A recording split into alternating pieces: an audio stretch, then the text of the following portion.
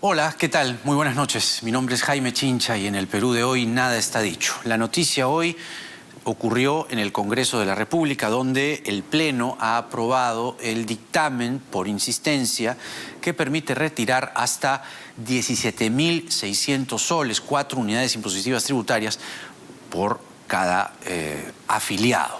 La medida contó con 109 votos a favor, 3 abstenciones y ningún voto en contra.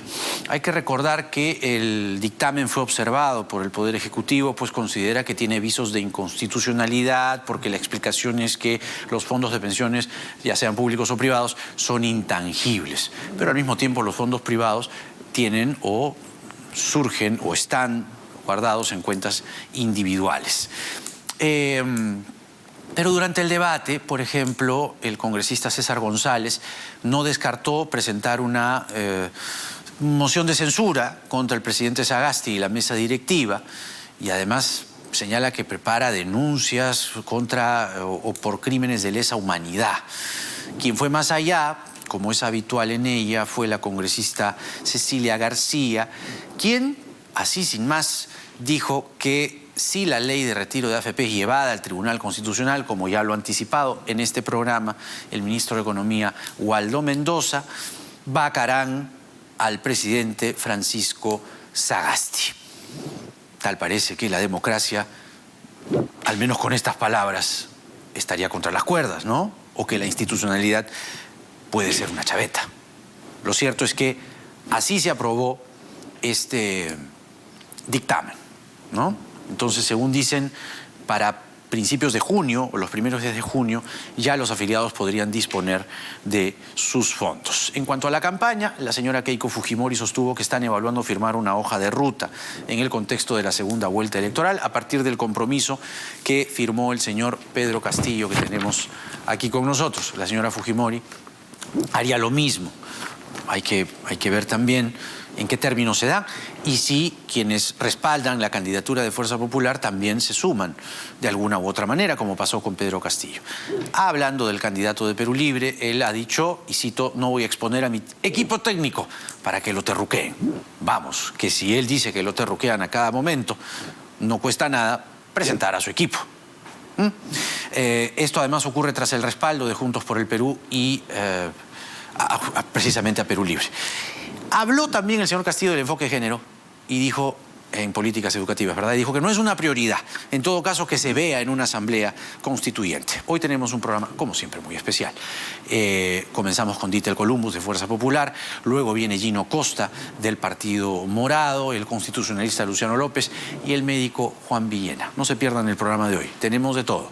Con el doctor Villena vamos a hablar de las vacunas. También, muy importante. Congresista Ditel Columbus, ¿cómo está usted? Muy buenas noches. Hola Jaime, ¿cómo estás? Muy buenas noches. Buenas noches. Y a través tuyo a todos los compatriotas que nos escuchan. Y que nos ven además. Muchas gracias, por supuesto. Muy buenas noches. A ver, los términos en los que se ha aprobado este dictamen, mucha gente en efecto reclama liquidez, reclama sus fondos, ellos están en su derecho, pero llevar las cosas a casi como decíamos en la presentación, poner contra las cuerdas al presidente amenazando con vacancias, ¿suscribe usted esos términos del debate de hoy? Mira, Jaime, para empezar, yo rechazo ese tipo de planteamientos que en realidad no ayudan en nada, pero quizás de una mala forma ya me he acostumbrado a ese tipo de argumentos, de alaridos que a veces se dan en el hemiciclo.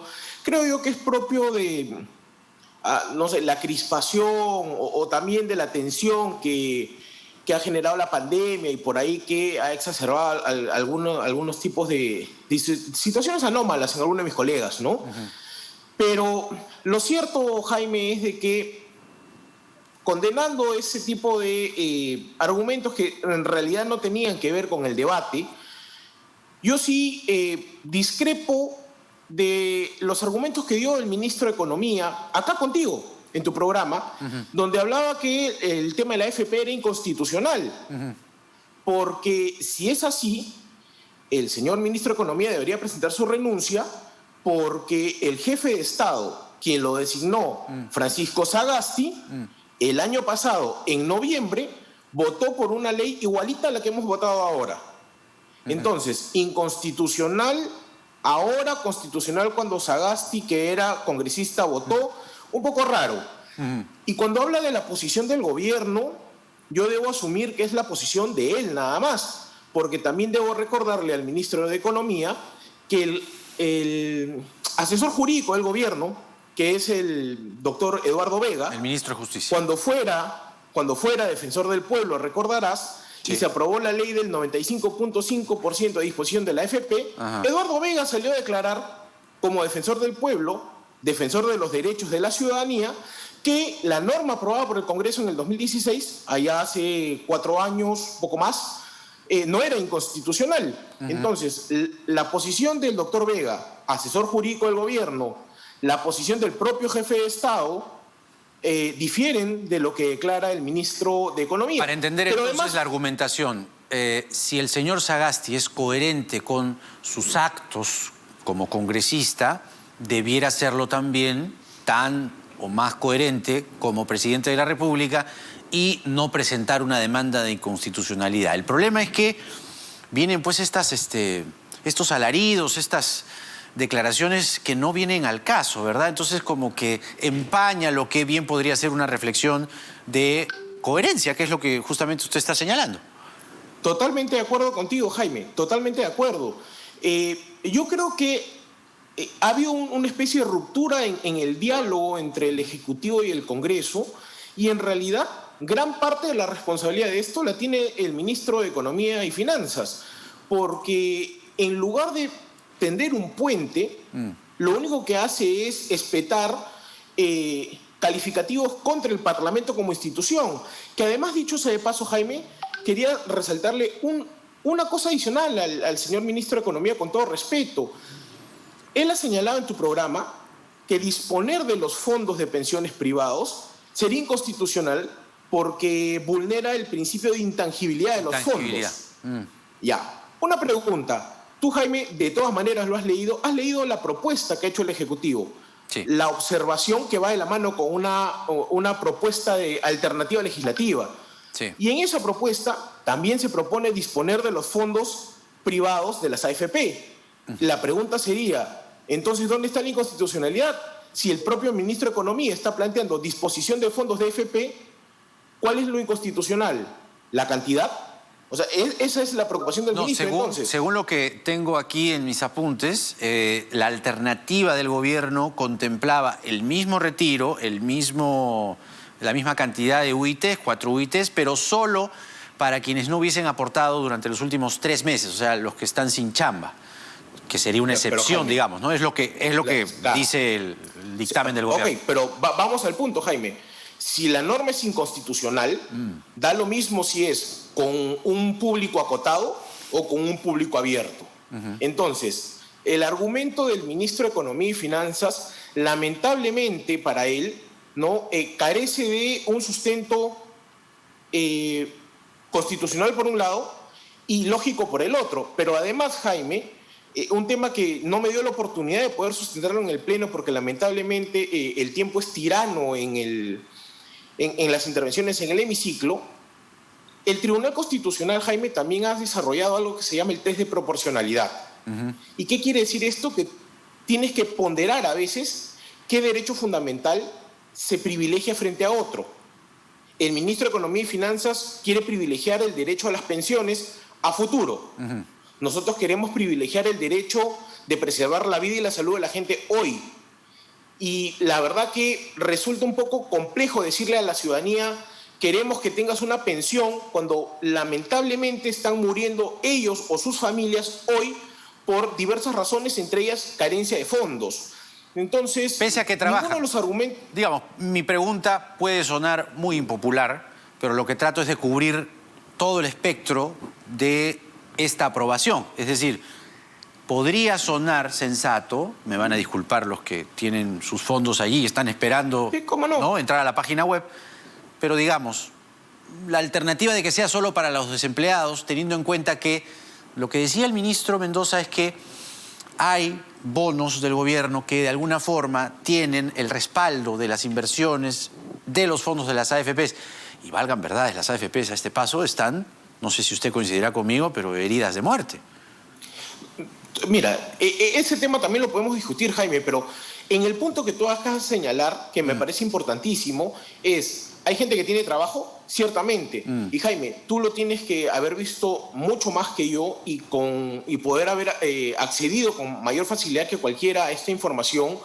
Hay peruanos, compatriotas, que están vendiendo sus autos, sus propiedades, sus órganos, por amor de Dios, Jaime, para poder generarse algún tipo de dinero para poder paliar esta crisis, y ellos tienen trabajo. Pero el tema no es que tengan trabajo, sino que los costos que ha demandado esta crisis han sobrepasado la expectativa de gasto de cualquier peruano que tenga un ingreso del promedio para abajo, obviamente, y del promedio para arriba.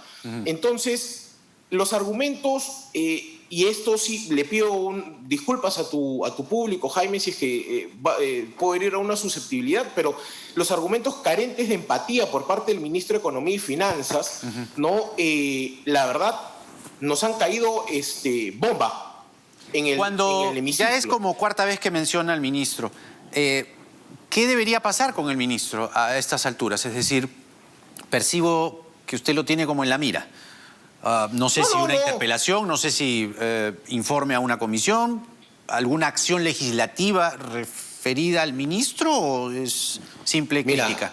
Yo la verdad, yo no convocaría al ministro ya al hemiciclo ni a nada, porque además ya estamos a puertas de que acabe el periodo parlamentario y el periodo de este gobierno, y que además me quisiera ahorrar, y eso sí lo digo a título personal, la incomodidad de tener que escuchar al ministro de Economía, como lo fue la última vez o las dos últimas veces que ha participado, en donde en lugar de responder todo lo que se le ha preguntado, ha querido, y no lo culpo por ello, porque además es profesor, ¿no? Ha querido tratar de ningunear al Parlamento como diciendo, ustedes no saben, yo sí sé. Pero, Jaime, todos nos equivocamos. El Parlamento se ha equivocado en varias ocasiones y hemos tenido que rectificar, y algunos hemos tenido que señalar los errores. Y el señor ministro de Economía también se ha equivocado, así como se equivocó también en la oportunidad que él dijo que no iba a haber segunda ola, recordarás. ¿Debe entonces ahogando en la segunda ola. permanecer el señor Waldo Mendoza en el cargo, o qué podría usted proponer? Mira, yo tendría que esperar a ver cuál va a ser la reacción del señor Sagasti como presidente del jefe de Estado, porque su ministro acaba de declarar en tu programa que el señor presidente de la República legisla inconstitucionalmente, ¿no? Que el señor presidente de la República no respeta la Constitución. ¿Que Sagasti le pida la renuncia a Waldo Mendoza? ¿Es lo que está sugiriendo usted? La declaración del señor ministro de Economía ha sido clarísima. El señor presidente de la República ha legislado contrario a la Constitución, y si el señor presidente de la República considera que lo que él ha hecho es correcto y no ha hecho un acto contra la Constitución, sería por lo menos llamar a conversar a su ministro para decirle qué está pasando.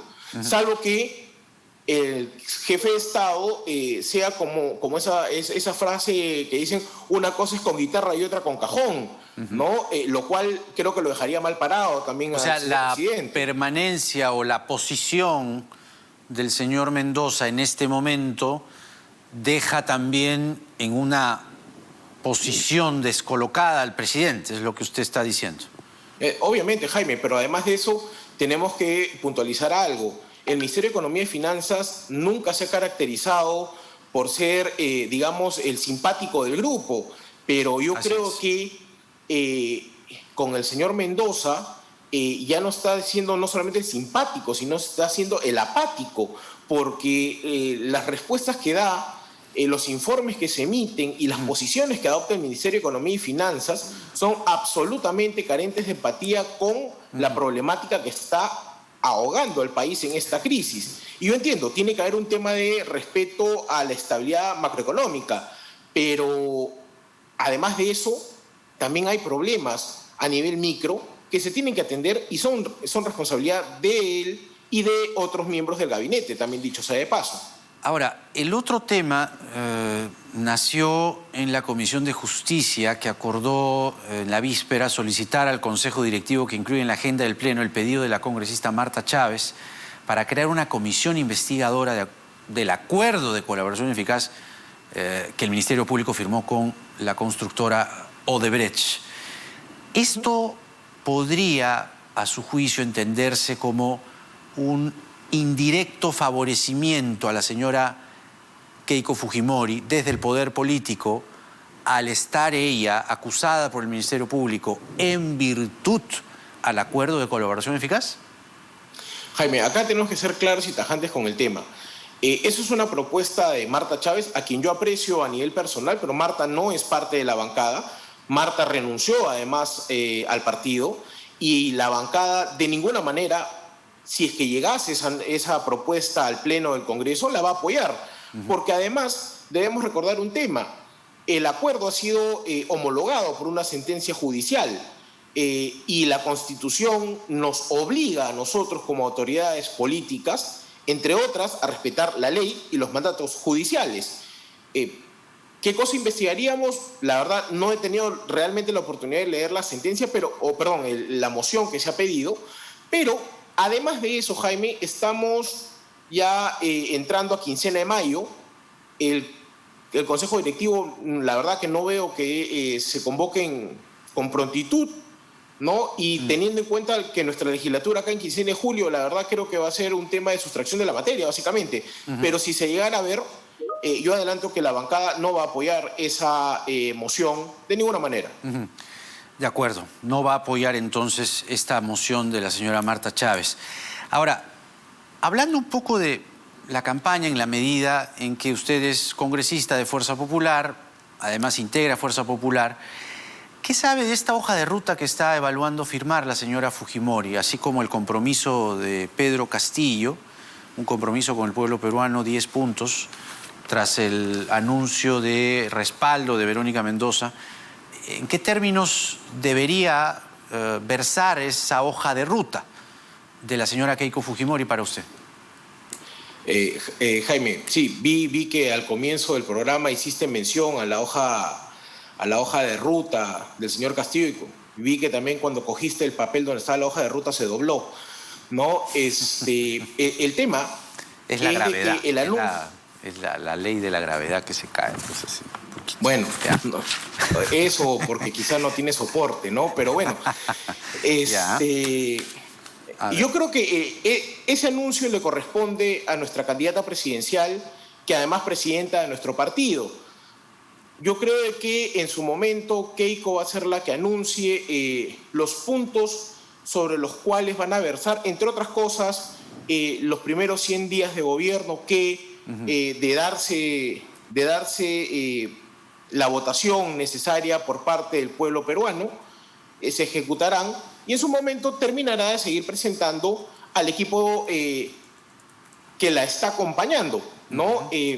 Keiko sí no tiene miedo, ¿cómo se llama? Que digan A, B o C, ni de ella ni del equipo que la acompaña, porque el equipo que la acompaña y la va a acompañar y que convocará en su momento, como ella misma lo ha dicho, son peruanos, patriotas de distintas tiendas políticas, de distintas orientaciones políticas, para que este sea un gobierno de todos los peruanos y no un gobierno fujimorista o naranja. Cuando dice un gobierno de todos los peruanos, entiendo que no solamente incluye a las derechas, sino eventualmente a las izquierdas.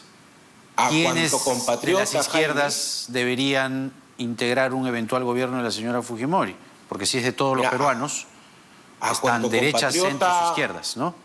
A cuanto compatriota, Jaime, esté dispuesto a entregarse al servicio público y entregarse a rescatar al país de la crisis en la que nos encontramos. En ese momento, Jaime, Keiko lo ha dicho claro, lo que se tiene que hacer es una gran convocatoria para profesionales o peruanos en términos generales que quieran poner el hombro para rescatar al Perú, pero poner el hombro de verdad, no como Vizcarra, Macetti y otros más, que valiéndose de sus cargos no se vacunaron irregularmente, ¿no? Pero Esa es la idea que ha planteado claramente Keiko y que se va a respetar una vez que culmine el proceso electoral y que, si el pueblo peruano así lo decide, Keiko llega a ser la primera presidenta de la República del Perú y la presidenta del Bicentenario, además. Hablando de vacunaciones irregulares, no ha pasado mucho, casi nada diría yo, en el caso del señor Alejandro Aguinaga, ¿no? Que integra el equipo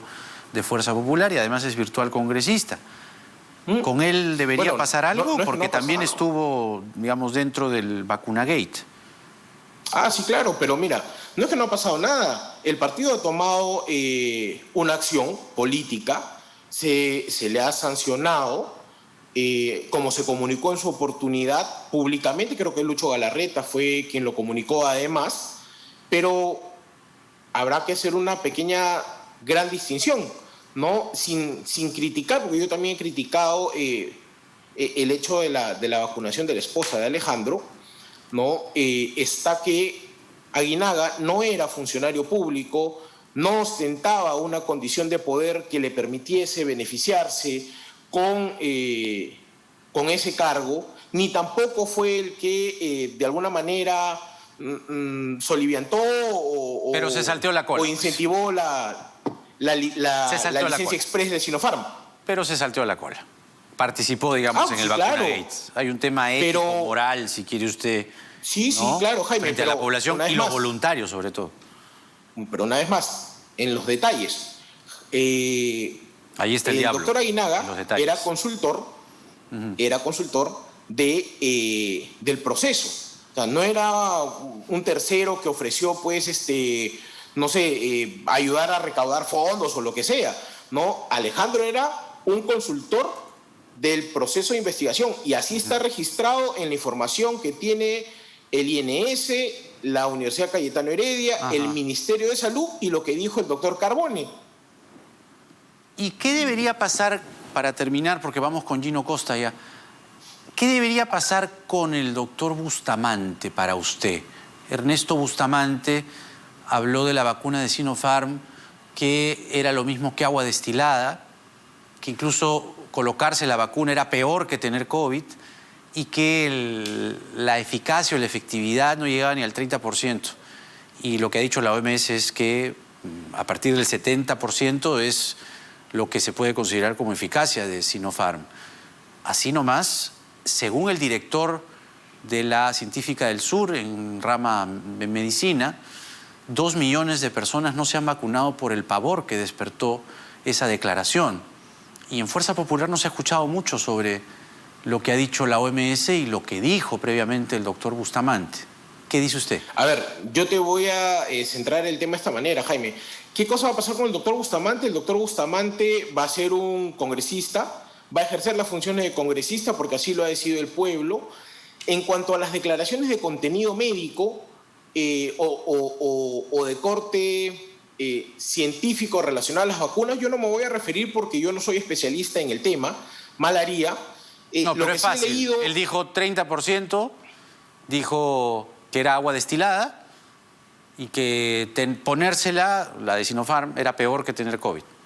Eso es razonamiento puro, ¿no? Ideas fuertes. Sí, claro, pero la OMS dice otra cosa. Él tendrá las razones para haberlo esgrimido, ¿no? Pero lo que sí rescato es algo que tú acá has señalado, ¿no? El equipo de expertos que ha hecho el tema de Sinopharm y le está presentando el informe a la OMS, está pendiente, hasta donde he podido leer ayer, no sé si para hoy día ya habrá variado, está pendiente como que de la aprobación de la OMS para que la vacuna Sinopharm sea incorporada oficialmente al catálogo de vacunas viables, ¿no? Y si es que la OMS llega a hacer esa aprobación e incorporarse, bueno, bienvenido sean las vacunas que puedan salvar la vida de nuestros compatriotas. En su momento, tanto Keiko como yo lo hemos saludado. ¿Y bienvenidas las sanciones también o no?